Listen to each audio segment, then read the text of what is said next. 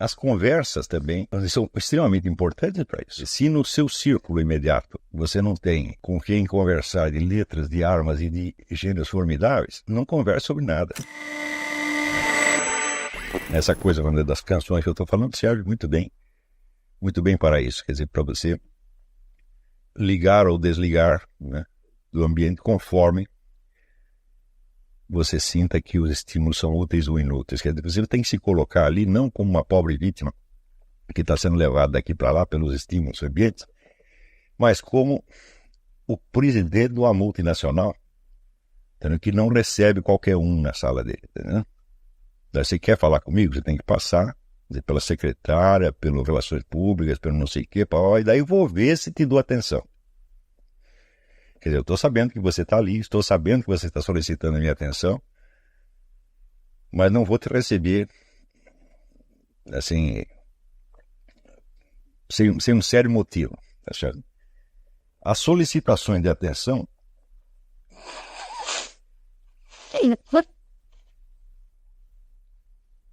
são uma coisa que pode destruir a sua vida intelectual por completo. E se você se sentir como um bichinho acuado e tentar fugir para um mundo de sonhos, aí é que ela vai te perseguir, tá certo? Então você tem que ter adquirir uma espécie de soberania sobre esta coisa, né? Não tema, se você for capaz de fazer isso sem magoar as pessoas, então você é um artista. Em geral, poucas pessoas são, né? Eu estou lendo, por exemplo, uma biografia de Ezra Pound, e Ezra Pound não conseguia fazer isso, ele só conseguia defender o seu mundo interior sendo mal educado, tá certo? E veja, Ezra Pound era um gênio, não era qualquer um, né? Então, mas ele não tinha essa habilidade, né, de recusar a atenção sem que nem as pessoas percebam. Aí eu sou super, nesse ponto eu sou super Ezra Pound, né? Eu posso estar com uma pessoa durante 2 horas, não presta atenção numa única palavra que ela está dizendo, e a pessoa não percebe, acha que eu estou interessadíssimo, né? Então, mas eu desenvolvi isso quando eu comecei a ir para a escola, que minha mãe ia me acordar, né? Então eu estava na cama, eu fingia que estava acordado e conversava com ela, mas eu estava dormindo. E ela ficava crente que eu já tinha acordado, estava no último sono. Então, quer dizer, cada um inventa os recursos que puder, tá certo? Mas sempre busque manter a continuidade da sua melodia interior. Isso aí, sem isto, você não vai conseguir se defender. Mais ainda, como você vive no Brasil, e o ambiente brasileiro é só banalidade, e é só, vamos dizer, é uma coisa de sanguessuga, né? Todo mundo é um sanguessuga de atenção no Brasil. Para qualquer mesquinharia, né? O sujeito, por exemplo, eu conheço pessoas que adoram conversar sobre doenças, né? Eu tenho tantas pontas de safena, né? Não sei o que, eu sofri um AVC, não sei o que. E espero que ele preste atenção nessa porcaria. Mas,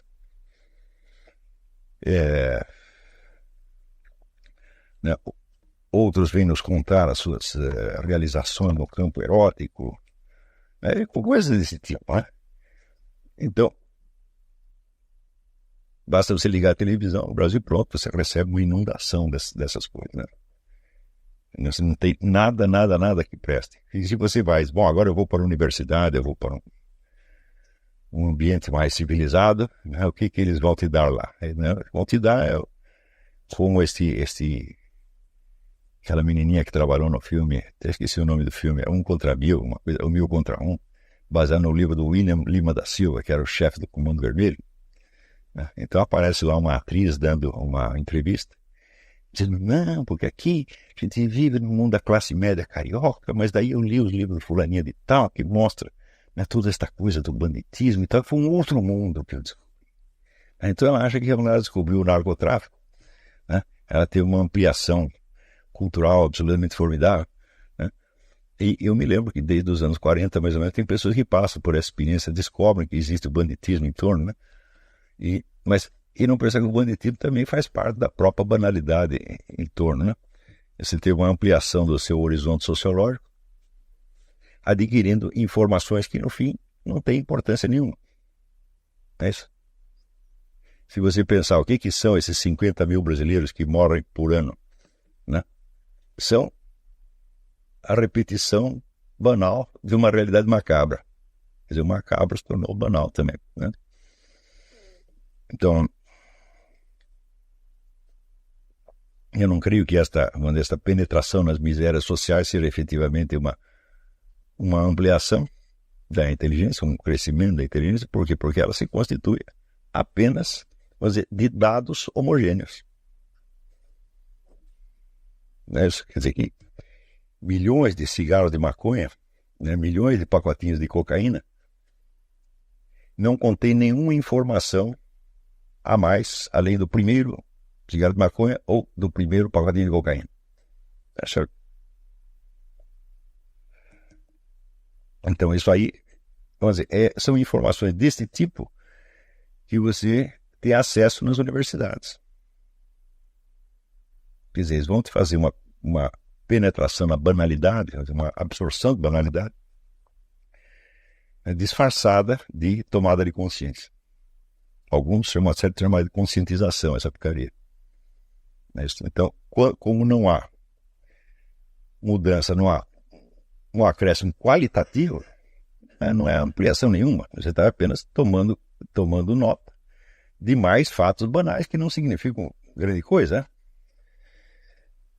Agora, isso não acontece, por exemplo, quando você lê um diálogo de Platão, porque ele vai inaugurar possibilidades cognitivas que você não tinha antes. Ele não está apenas te dando novos fatos da mesma ordem, do mesmo plano, mas está te elevando a um outro plano, de onde todos os fatos aparecem transfigurados.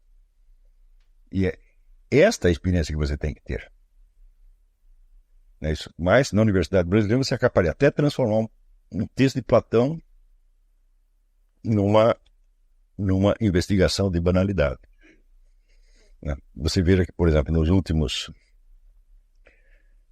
30 ou 40 anos, começaram a aparecer milhares de livros onde a obra dos poetas, dos filósofos, etc., é diretamente associada, vamos dizer, à sua vida sexual real ou suposta.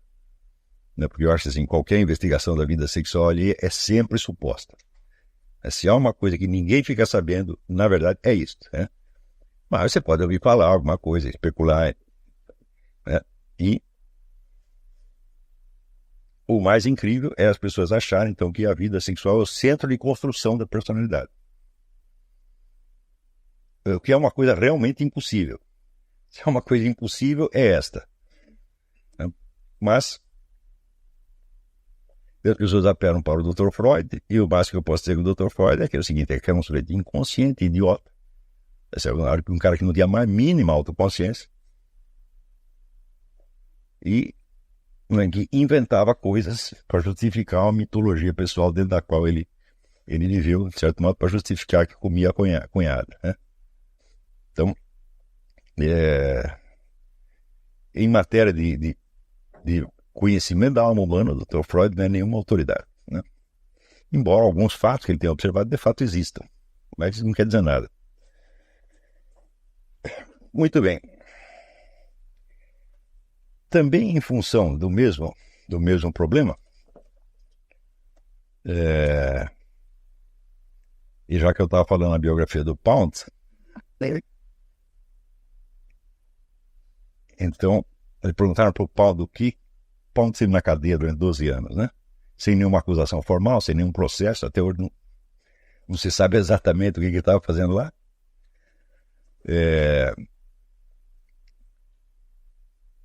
Mas eles perguntaram para ele, e todo dia recebia visitas.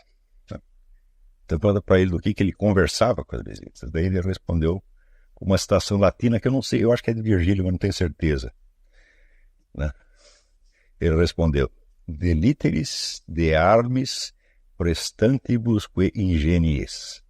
Quer dizer, de letras, de armas, né? E de gênios formidáveis. E daí dizer ele que são as únicas coisas das quais as pessoas inteligentes devem conversar. Então, as conversas também são extremamente importantes para isso.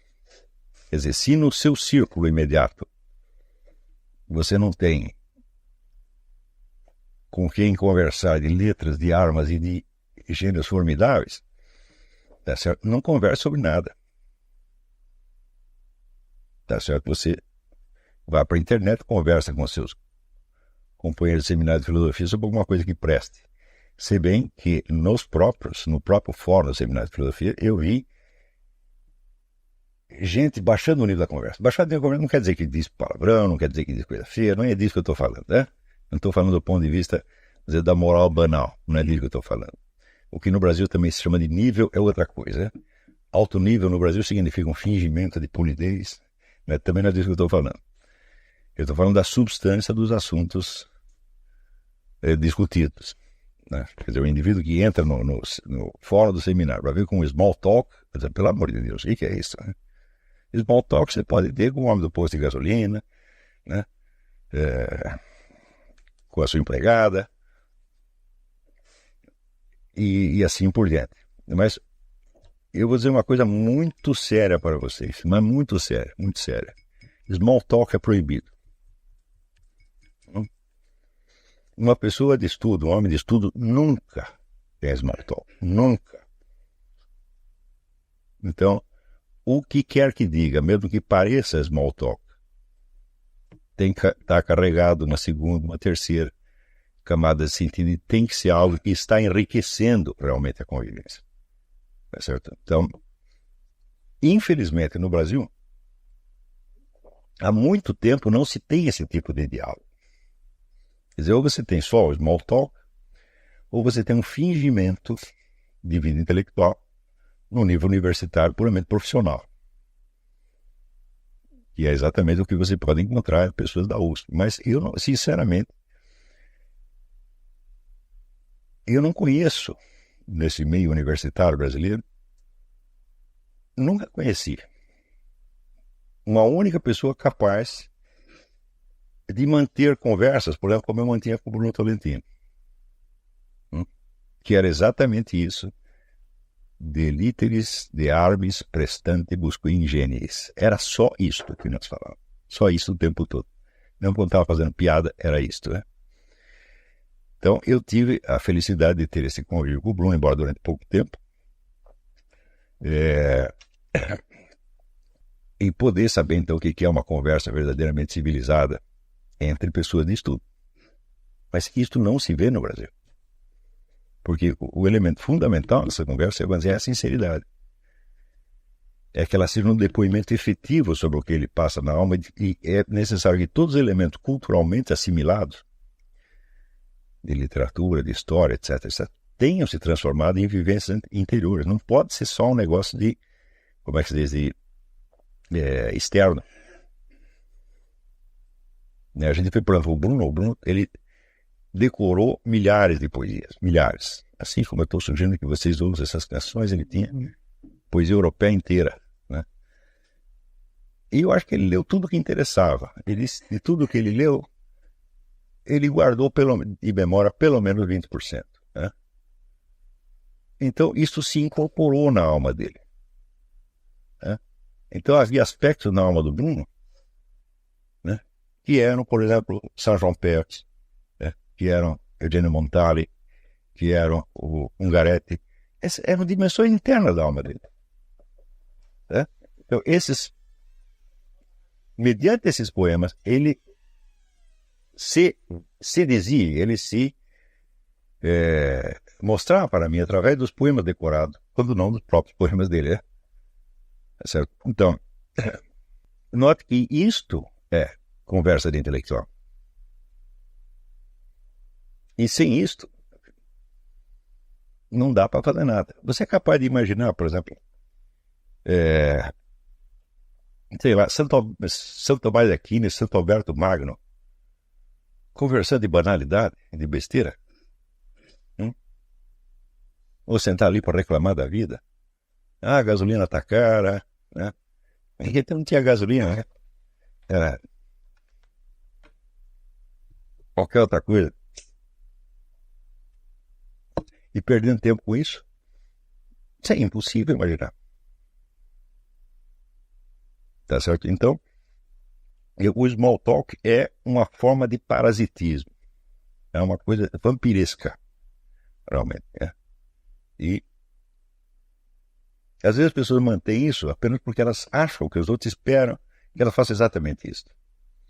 Né? Eu digo, olha, se você não tem nada valioso para falar, fique quieto, pô.